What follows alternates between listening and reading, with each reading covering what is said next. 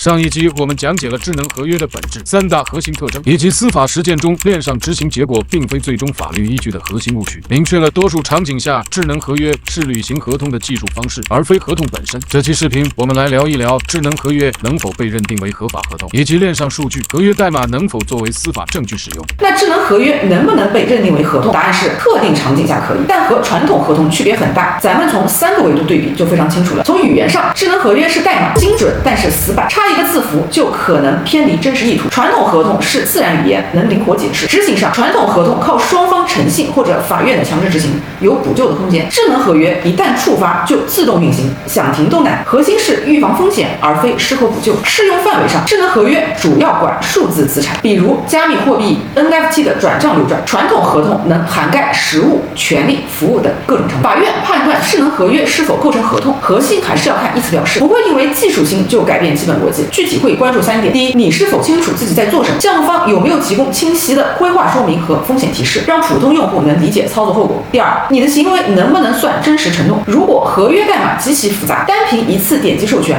不能直接认定你理解了所有规则。第三，有没有链下证据补强？聊天记录、业务沟通、费用安排，这些依然是判断双方合意的关键。简单来说，链上操作能证明你做了什么，但不能证明你同意了所有内容。再说说证据层面，链上数据、合约代码能不能作为电子证据被法院所采纳呢？答案是肯定的。我国人民法院在线诉讼规则第16条明确了区块链存证的效力，只要电子数据是通过区块链存储且技术核验一致，法院就会认定上链后没被篡改。但法院审查时会着重看3点：存证者身份是谁，数据来源是否合规完整，存储的区块链系统是否可靠。即便如此，智能合约相关证据的司法认定仍然有2个难点。第一，链上数据不等于法律事实。区块链能证明某地址向另一地址转了一笔 USDT， 但没法解释这笔钱是货款、是还款还是赠与，必须结合其他的证据综合判断。第二，举证责任分配难，普通用户根本没能力还原资金的路径、合约运行的过程，怎么在不加重一方负担的前提下合理分配举证责任，避免因技术门槛导致的维权困难，这是当前司法实践面临的一大挑战。